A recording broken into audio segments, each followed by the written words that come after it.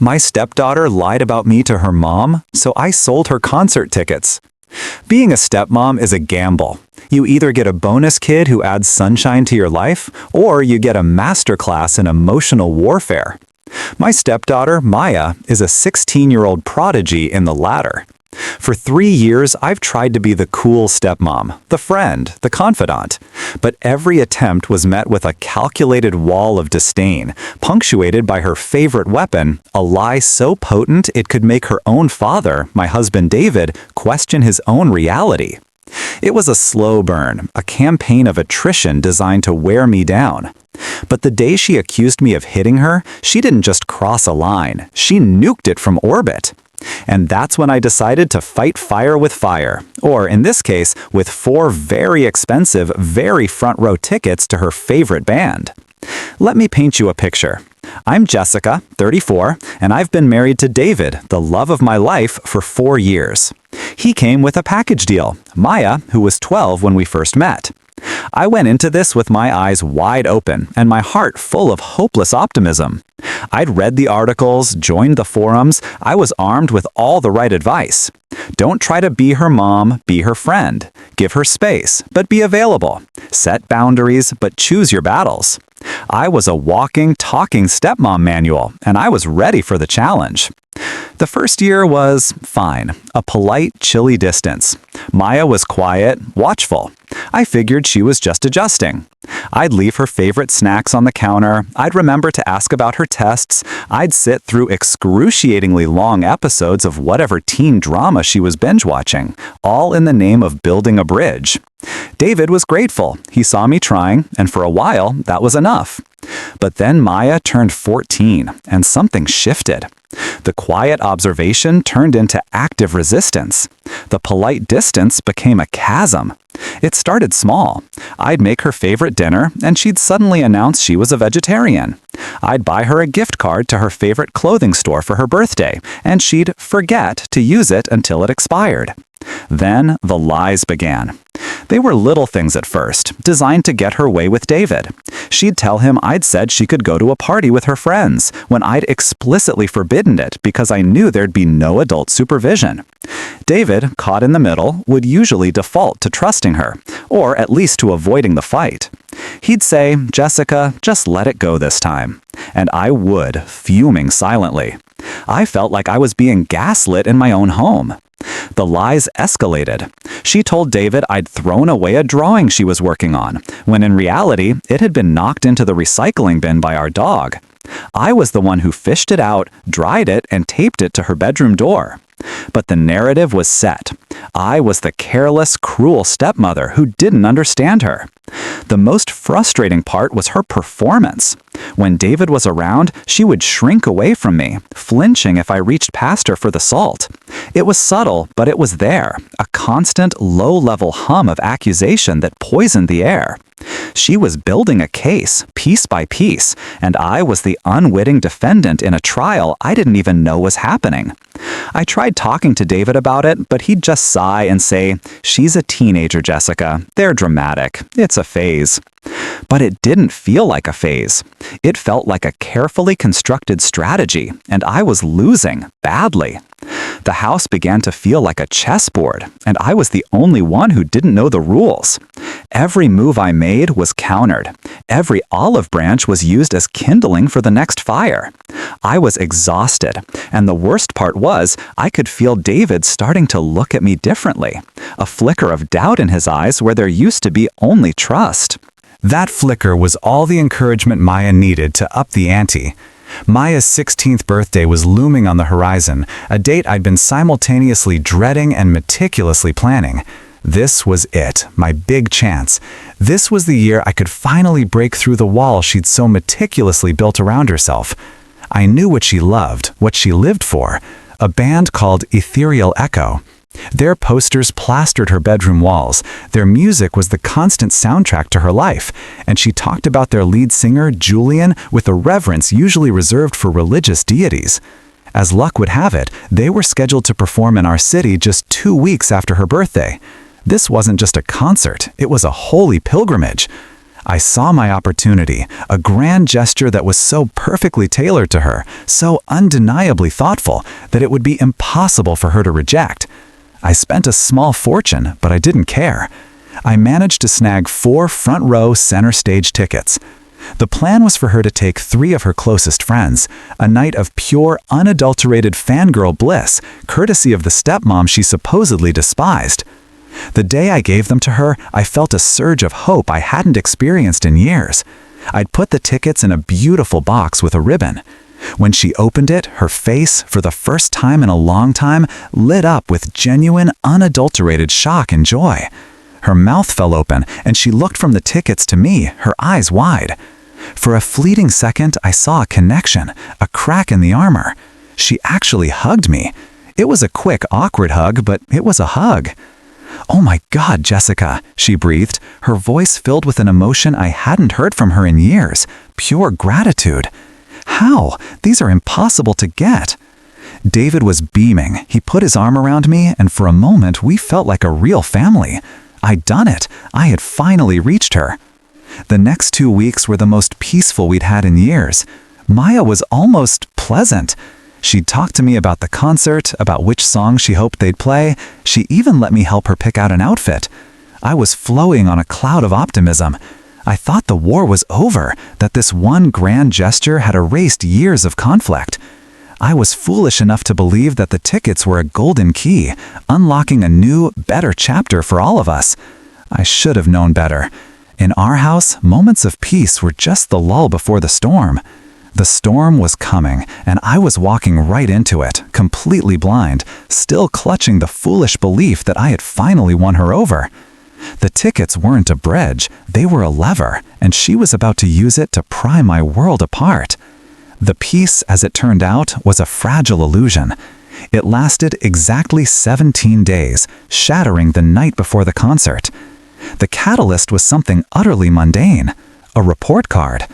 Maya's grades had slipped, significantly, 2 Ds and an F. David and I had agreed on a system long ago. Good grades earned privileges, bad grades earned consequences. We sat her down in the living room, the atmosphere thick with tension. David started, his voice gentle but firm. He explained that because of her grades, she was grounded for a month, which meant, among other things, no concert. It was a tough call, but we had to be consistent. I expected anger, tears, the usual teenage theatrics. I was not prepared for what happened next. Maya's face went pale, then a stormy, defiant red. She looked from her father's disappointed face to mine, and in that instant, I saw a flicker of something cold and calculating in her eyes. She was cornered, and she was about to deploy her most devastating weapon. "This is all your fault!" she screamed, her finger pointing directly at me. David tried to intervene. "Maya, that's not fair. We both agreed." But she cut him off, her voice rising to a hysterical pitch. "She hates me. She's been looking for a reason to take these tickets away from me since the day she got them." And then she delivered the blow. With a perfectly timed sob, she cradled her cheek and looked at David, her eyes wide with manufactured terror. "She hit me," she whispered, the words hanging in the air like poison gas. "When you were in the kitchen, she slapped me across the face and told me I was a spoiled brat who didn't deserve anything." The world stopped. My blood ran cold. I could feel the color drain from my face as I stared at her, completely dumbstruck. David's head snapped towards me, his expression a mixture of shock, confusion, and a horrifying, gut-wrenching flicker of belief. He looked at my hand, then back at Maya's reddened cheek. It was a masterful performance. The slight flush on her face from her own screaming could easily be mistaken for the imprint of a slap. I opened my mouth to speak, to deny it, but no sound came out. I was paralyzed by the sheer audacity, the maliciousness of the lie. This wasn't about a concert or a report card anymore. This was an attempt to destroy me.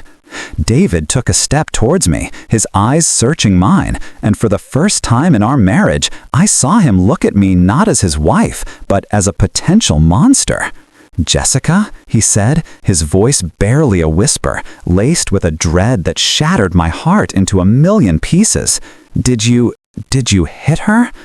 In that moment, standing in the wreckage of my grand gesture, I realized I wasn't just fighting a teenage girl's temper tantrum. I was fighting for my marriage, my reputation, my very soul. And I was losing. The silence that followed David's question was the most excruciating sound I had ever heard. It was a heavy, suffocating blanket smothering the truth. I finally found my voice, a shaky, hollow thing. "No," I said, my eyes locked on his, pleading with him to see the truth, to see the woman he married, not the monster his daughter was painting. "David, I swear to you, I never touched her. I would never." Maya's sobs intensified, a theatrical performance of victimhood. She buried her face in her hands, her shoulders shaking. It was a brilliant move, making it impossible for me to defend myself without looking like I was attacking a crying child. David was trapped, his gaze darting between his hysterical daughter and his shell-shocked wife. The doubt in his eyes was a physical blow. He was a good man, a loving father, and his instinct was to protect his child, even if a part of him knew it was a performance. He finally took a deep breath and ran a hand through his hair, a gesture I knew meant he was overwhelmed. "Okay," he said, his voice strained. "Everyone just stop. Maya, go to your room. We will talk about this tomorrow." She shot me a triumphant look over her shoulder as she left, a look that said, "I win." Once she was gone, the tension in the room didn't ease, it just changed shape. David and I stood there, a chasm opening between us. "I believe you," he said finally, but the words lacked conviction. They were a rote response, the thing he was supposed to say. But her cheek was red, Jessica, and she was so scared. The unspoken accusation hung in the air. Why would she lie about something like that? I felt a cold, hard anger begin to replace the shock. This wasn't just a lie to get out of trouble. This was a calculated assassination of my character. And the punishment for her grades, the grounding, was completely forgotten in the wake of her nuclear option. I walked out of the living room without another word and went into my home office, closing the door behind me. My mind was racing, a whirlwind of hurt, fury, and a profound sense of betrayal.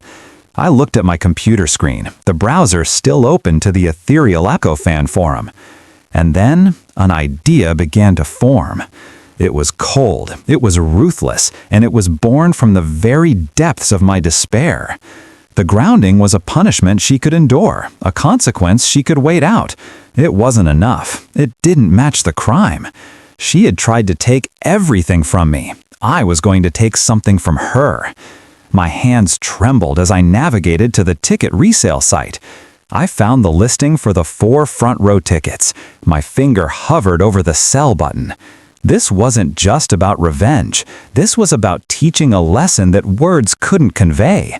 This was about showing her that actions have real, irreversible, and painful consequences.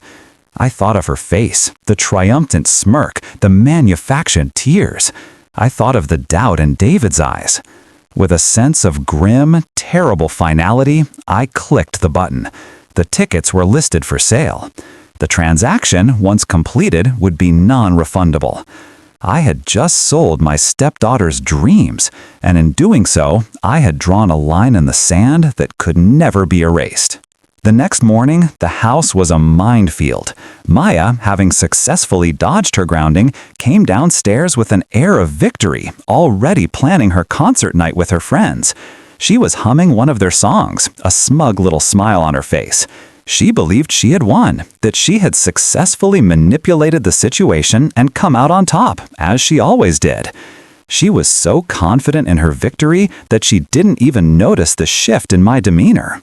I was calm, eerily so.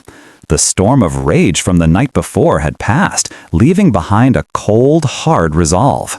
I watched her make her breakfast, my heart a strange mix of stone and ice. I wasn't going to announce my decision. I was going to let her discover it on her own. The impact would be greater that way. The opportunity came a few hours later. She was in the living room, scrolling through her phone, probably texting her friends about the concert. I was in the kitchen, but I could hear her. Suddenly, her humming stopped. I heard a sharp intake of breath, then the frantic tapping of her fingers on her phone screen. A moment of silence, then a strangled, disbelieving cry. "No, no, no!" I walked into the living room, feigning innocence. "Everything okay, Maya?" She looked up at me, her face a mask of disbelief and fury, her phone clutched in her hand so tightly her knuckles were white. "You sold them," she hissed, her voice trembling with rage. "You sold my tickets." I held her gaze, my expression unreadable. "The report card came with consequences, Maya. One of those consequences is that you no longer get to enjoy the privileges you've earned. The tickets were a privilege." Her face contorted, the performance from the night before forgotten, replaced by raw, unadulterated malice. "You can't do that! They were my birthday present!" she screamed. "You're evil! You're a psycho!" The accusations flew, each one more venomous than the last. It was a tantrum of epic proportions, a full-blown explosion of teenage rage. But I didn't flinch. I stood my ground, a silent, immovable object in the path of her unstoppable force. She ran upstairs, and I knew exactly where she was going. She was running to David, to tell him her new, twisted version of the story. I was no longer the woman who hit her. I was the woman who stole her birthday present out of spite. I braced myself for round two. A few minutes later, I heard his footsteps on the stairs, heavy and slow. He appeared in the doorway, his face a storm cloud of anger and disappointment. He didn't yell. His quiet, controlled tone was far more terrifying. "Jessica," he said, his voice low and dangerous, "we need to talk. What have you done?" The battle lines had been drawn, and my husband, the man I loved, was standing on the other side. The conversation with David was a special kind of hell. He wasn't just angry, he was deeply, profoundly disappointed in me.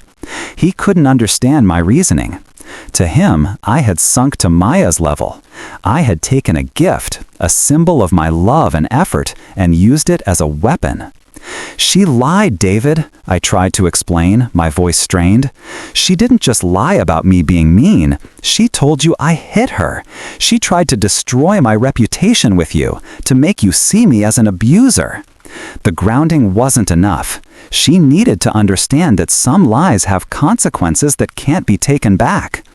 He paced the living room, running his hands through his hair, a picture of frustration. "I know what she did was wrong, Jessica. It was horrible. But this is cruel. Those tickets meant the world to her. You didn't just punish her, you humiliated her. Now her friends know. The whole school will probably know by tomorrow. You've made her the victim, and you've made yourself the villain." His words stung, because on some level they were true. I had become the villain. I was the evil stepmother who sold her stepdaughter's concert tickets in a fit of pique. It was a story that was easy to tell, easy to believe.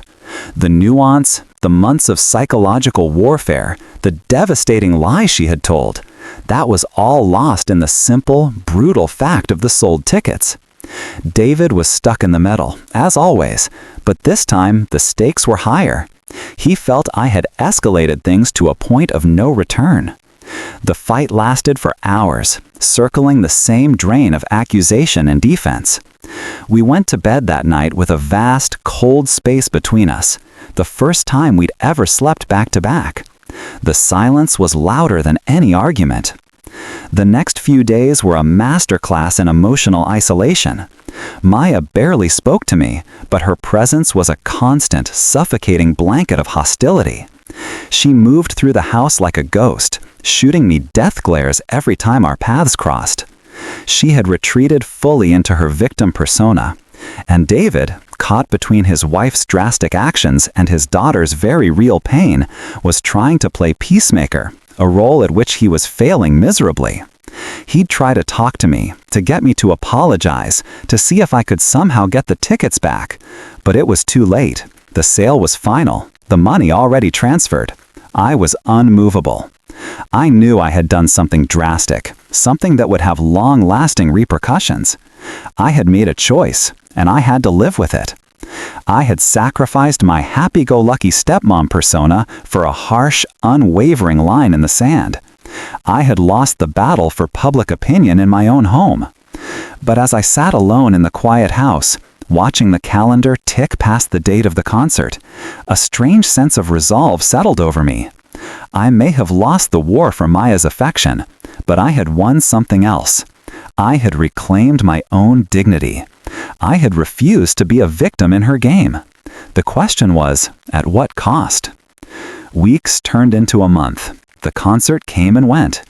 I saw pictures on social media of the 4 people who bought the tickets, their faces ecstatic, holding up signs right in front of the stage. I felt a pang of something, not regret, but a sense of finality. It was over. In our house, a new, fragile equilibrium began to form. The Cold War between Maya and me continued, but it was different. The constant, low-level manipulation had stopped. She no longer flinched when I walked by, no longer fabricated small lies to turn David against me. It was as if my one colossal act of villainy had reset the board. She had seen how far I could be pushed, and she seemed to understand that the old rules no longer applied. David and I slowly found our way back to each other. We had long, difficult conversations. He never fully condoned what I did, but he began to understand the desperation that led me to it. He saw the change in Maya, too. He saw that the constant drama had subsided, replaced by a sullen but more stable truce. He started holding her more accountable, no longer taking her stories at face value. The trust she had so carefully eroded between him and me was slowly being rebuilt, brick by painful brick. I was no longer trying to be Maya's best friend. I was her father's wife, her stepmother, and the adult in the house. My role was not to win her love, but to provide a stable, loving home with clear boundaries. I had finally learned that I couldn't force a relationship, but I could demand respect. One evening, I was in the kitchen making dinner when Maya walked in. She didn't say anything, just grabbed a soda from the fridge. As she turned to leave, she hesitated for a second. She looked at me, her expression unreadable, and gave me a small, almost imperceptible nod. It wasn't an apology. It wasn't an invitation to be best friends. It was an acknowledgement, a recognition of the new reality. I nodded back, and she left the room. It was the smallest of gestures, but in the context of our long and bitter war, it felt like a peace treaty. I didn't win. I didn't magically transform into the world's greatest stepmom. And she didn't suddenly become the loving daughter I'd always hoped for. But the lies stopped. The manipulation ceased. I had sold 4 concert tickets, and in the process, bought a fragile, hard-won peace. I had learned a brutal lesson about step-parenting. Sometimes love isn't enough. Sometimes you have to be the villain to save yourself. And in the quiet of my new normal, I found that I was okay with that.